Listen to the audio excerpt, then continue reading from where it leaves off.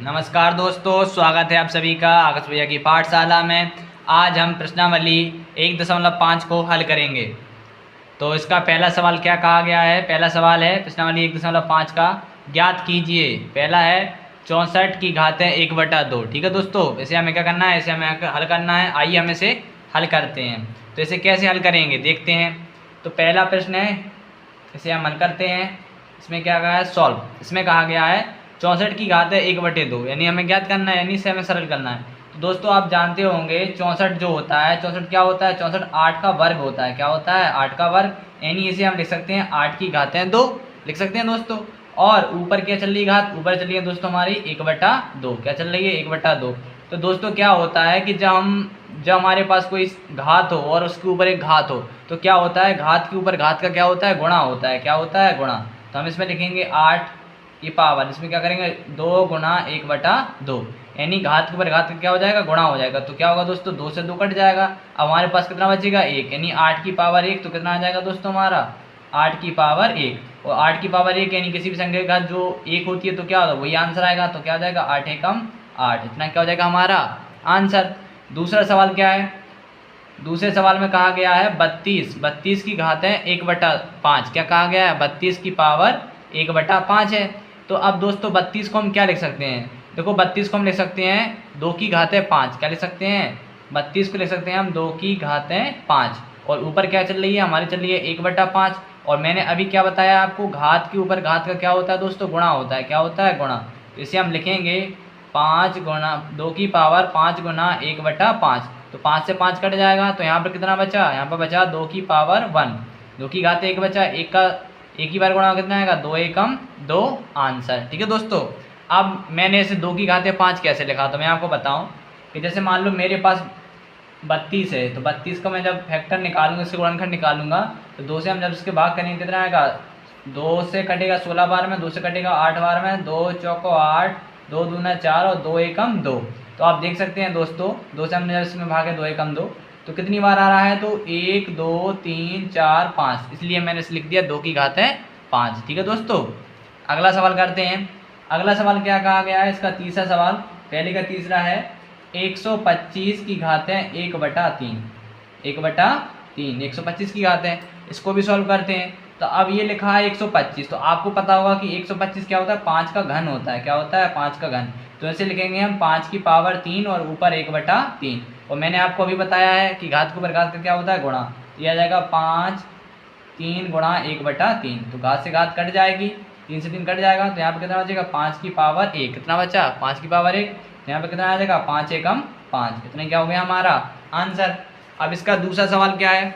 दूसरे सवाल में बोला गया है हमारा, इसमें भी बोला गया है ज्ञात कीजिए। इसमें भी हमें ज्ञात करना है 9 की घातें 3/2। ठीक है दोस्तों, तो अगला क्वेश्चन दूसरे का पहला है। दूसरे का पहला हमें ज्ञात करना है 9 की घातें 3/2। ठीक है, तो इसे भी हम सॉल्व करते हैं। तो अब ये लिखा है 9 की घातें 3/2, तो आपको पता होगा कि 9 किसका वर्ग होता है? 9 होता है 3 का वर्ग। तो इसे हम लिख सकते हैं 3 की घातें 2। क्या लिख सकते हैं? 3 की घातें 2। और ऊपर चल रहा है हमारे पास 3/2, तो घात के ऊपर घात का क्या हो जाएगा? गुणा। तो ये आएगा 3 की घातें 2 गुणा 3/2। ठीक है दोस्तों, अब 2 से 2 क्या हो जाएगा? कट जाएगा। तो हमारे पास बचा रहेगा 3 की पावर 3। 3 की पावर 3 आप इतना भी आंसर लिख सकते हैं, लेकिन हमें इसका पूरा मान ज्ञात करना है। तो 3 की घात 3 का मतलब होता है 3 का 3 में गुणा करेंगे, तो 3 त्रिका 9 और 9 तिया 27। इसका आंसर कितना आएगा दोस्तों? इसका आंसर आएगा 27 आंसर। ठीक है, अब इसी का दूसरे का अगला क्वेश्चन क्या कह रहे हैं? दूसरे के अगले में कहा गया है 32 की घातें 2/5। तो 32 की घातें 2/5 हमारा क्वेश्चन है। दूसरा क्वेश्चन क्या है? दूसरा क्वेश्चन है 32 की घातें 2/5। इसको हम क्या करेंगे? इसको भी हम सॉल्व करते हैं। तो इसको मैंने अभी आपको बताया था कि 32 को हम लिख सकते हैं 2 की घातें 5। क्या लिख सकते हैं? 2 की घातें 5। तो इसे इसी प्रकार हम इसको लिखेंगे 2 की घातें 5। और ऊपर क्या चल रहा है? 2/5। तो घात के ऊपर घात का गुणा होगा, तो यह जाएगा 2 की घातें 5 गुणा 2/5। तो 5 से 5 कट जाएगा, हमारे पास बचेगा 2 की घातें 2, यानी 2 की पावर 2। तो 2 दूनी 4। तो कितना आ जाएगा दोस्तों हमारा? 4 आंसर। अब इसका अगला क्वेश्चन क्या है? इसका अगला क्वेश्चन है हमारा ये 16 की घातें 3/4। क्या लिखा है? 16 की घातें 3/4। तो अब इसको हम सॉल्व करते हैं। तो हमारा अगला सवाल क्या है, तीसरा अगला सवाल है हमारा 16 की घातें 3/4। इसको भी हम सॉल्व करते हैं, बहुत ही ईजी है, देखते जाइए। अब 16 है तो 16 को हम जब दो इसको फैक्टर निकालेंगे तो इसको क्या लिख सकते हैं हम, इसे लिख सकते हैं हम 2 की घातें 4, 2 दूना 4, 4 दूना 8, 8 दूनी 16। इसे 2 की घातें 4 लिख सकते हैं, यह आएगा 3 की पावर 4। तो हमें पता है घात के ऊपर घात का गुणा होता है, तो यहाँ लिखेंगे 2 की घातें 4 गुणा 3/4। ठीक है, तो अब 4 से 4 हमारा कट जाएगा, तो ये कितना बचेगा, 2 की पावर 3। कितना बचेगा, 2 की पावर 3। अब इसको हम 3 बार गुणा करेंगे तो 2 दूना 4, 4 दूना 8, कितना आ जाएगा दोस्तों, 8। इसका हो जाएगा हमारा आंसर। इसका नेक्स्ट क्वेश्चन क्या है, इसका नेक्स्ट क्वेश्चन चौथा है। इसमें कहा गया है हमारे पास 125, क्या कहा गया है, इसमें कहा गया है 125 की पावर माइनस का 1/3। अब इसमें क्या है दोस्तों, इसमें हमारे पास पावर जो है, यानी जो हमारे पास घात है 125 की घात है माइनस का 1/3। अब इसमें दोस्तों हमें क्या है, घात को माइनस में दिया गया है, क्या दिया गया है, घात को माइनस में।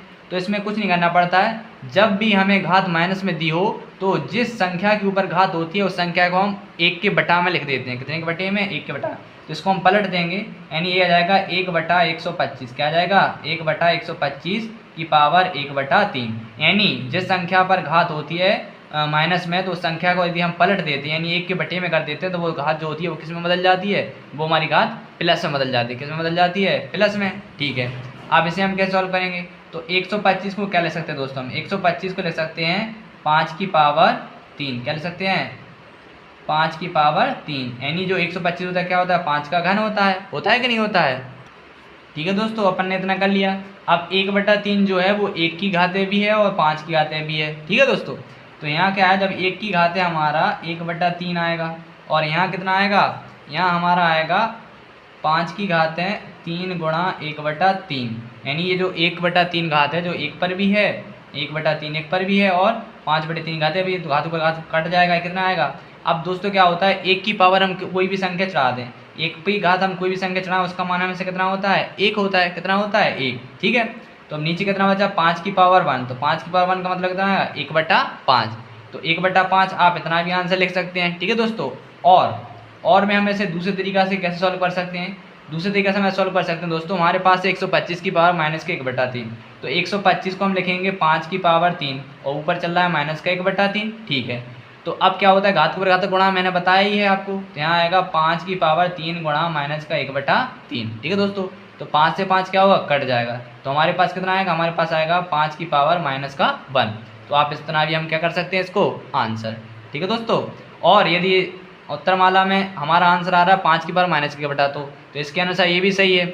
और हमारे पास ये बात आया है 1/5, तो जब हम 1/5 को A5 जो है नीचे, इसको हम ऊपर पहुंचा देंगे तो क्या हो जाएगा, ए भी हमारा माइनस। इसको हम और में ये लिख सकते हैं, जो 5 नीचे है 5, इस पर कोई घात नहीं, तो इस पर एक घात मानी जाती है। अब एक घात नीचे क्या है, प्लस की, जब ऊपर जाती है तो ये क्या है कि मान ली जाती है माइनस की, तो इसको भी हम ऐसा लिख सकते हैं। ठीक है दोस्तों, अगला सवाल क्या है, तीसरे क्वेश्चन में कहा गया है सरल कीजिए। क्या करना है दोस्तों, मैं सरल करना है, 2 की घातें 2/3 इंटू 2 की पावर 1/5। ठीक है दोस्तों, तो तीसरा क्वेश्चन क्या है हमारा, तीसरा क्वेश्चन है हमारा सरल कीजिए 2 की घातें 2/3 इंटू 2 की घातें 1/5 से हमें सरल करना है। तो मैंने आपको बताया था कि गुणा में घातें क्या होती हैं, जुड़ती हैं। क्या होती हैं, जुड़ती हैं। यदि आपको याद ना हो तो क्या होता है कि यदि हमारा आधार एक सा हो, क्या हो दोस्तों, यदि हमारा आधार एक सा हो और घात अलग अलग हो, यदि हमारा आधार एक सा हो और संख्या में गुणा में दी होती है, तो इसकी जो घात होती है, घातें क्या हो जाती हैं दोस्तों, जुड़ जाती हैं, क्या हो जाता है, जुड़ जाती हैं। तो इसमें क्या होगा, 2 की पावर, हमारा ऊपर क्या चल रहा है, घात 2/3 और प्लस का आ जाएगा 1/5। ठीक है दोस्तों, अब हमें क्या करेंगे, हम ऊपर जो हमारे पास जो घात दे रहा है इसको हम सॉल्व कर लेंगे। तो 2/3 प्लस के 1/5, अब इसका क्या लेंगे हम, एलसीएम। तो इतना आ जाएगा हमारा एलसीएम 15। कितना आएगा, 15। अब 3 से काटेंगे हम, 15 3 5 15, 5 दूना 10 प्लस 5 दिया 15 3, तो ये आएगा हमारा 2 की घातें 10 और 3 13, तो ये आ जाएगा हमारा 13/15। क्या आएगा, 13/15। इतना ही क्या हो जाएगा दोस्तों हमारा आंसर। अगला क्वेश्चन क्या है, अगले क्वेश्चन में कहा गया है 1/3 की पावर 3 और पूरे की घातें कितना है दोस्तों, 7। तो क्या करेंगे हम, जो ऊपर जो घात होती है दोस्तों, यहाँ पर ये जो हमारे अंदर जो हमारे नीचे एक परमेय संख्या दे रहे हैं, तो ये जो 7 है, यानी जो 7 है, ये घात 1 पर भी है और एक घात इस पर भी है। तो यहाँ लिखेंगे 1 की घातें 7 और नीचे चल रहा है 3 की घात है 3 और ऊपर कितना चल रहा है 7। तो मैंने आपको बताया था कि 1 की घात है कोई भी संख्या हो हमेशा उसका मान कितना आता है 1। और यहाँ पर मैंने आपको बताया था कि घात के ऊपर घात का क्या होता है गुणा। तो 3 का गुणा जब 7 में कितना आएगा 3 7 21, तो यह आ जाएगा 3 की पावर 21। ठीक है दोस्तों, इतना कर देंगे आप तो इतना भी आंसर। और यदि इसे हमें संख्या के रूप में लिखना है तो यहाँ पे ये नीचे जो संख्या है 3 की घात है 21 जो है प्लस में है, ये ऊपर जाएगी क्या क्यों जाएगी माइनस में, यानी ये आ जाएगा 3 की घात है माइनस के 21। इतना क्या जाएगा दोस्तों आंसर। हम चाहें तो इतना भी आंसर लिख सकते हैं और इतना भी। ठीक है, अब लगाते हैं इसका अगला सवाल।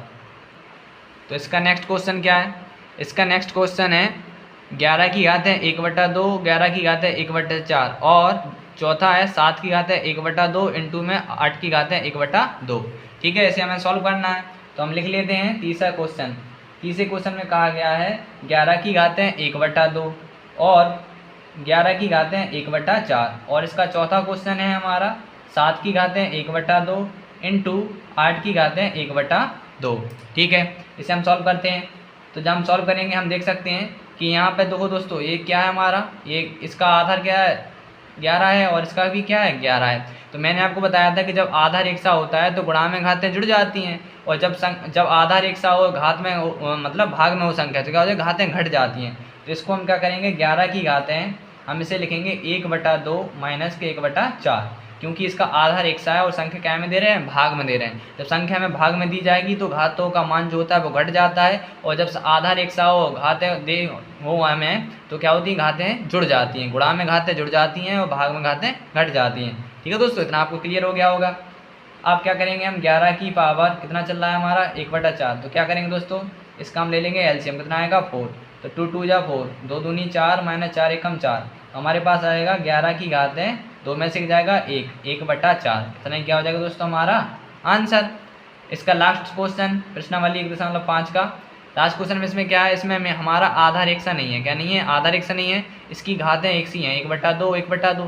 तो क्या करेंगे हमारा जो आधार होता है उसका आपस में गुणा हो जाएगा, तो ये हो जाएगा 7 गुणा 8 और पूरे की पावर 1/2। जब हम इसका इसमें गुणा करेंगे कितना 7 8 56, कितना आएगा 56, 56 की घातें 1/2। इतना ही क्या हो जाएगा दोस्तों हमारा आंसर। और इसी के साथ क्या होता है दोस्तों हमारी जो प्रश्नावली थी 1.5 हमारे पहले चैप्टर की प्रश्नावली 1.5 जो है वो हमारे पहला चैप्टर जो है संख्या पद्धति इसकी अंतिम प्रश्नावली थी और इसी सवाल के साथ हमारी अंतिम प्रश्नावली भी समाप्त होती है। तो मैं आशा करता हूँ आप सभी को सवाल समझ में आ गए होंगे और यदि आप चैनल पर नए आए हों तो चैनल को सब्सक्राइब कीजिए और जितना हो सके वीडियो को अपने दोस्तों के साथ शेयर कीजिए। अगला जो चैप्टर है अगला चैप्टर है हमारा बहुपद। क्या है दोस्तों बहुपद, इसे हम पढ़ेंगे नेक्स्ट वीडियो में।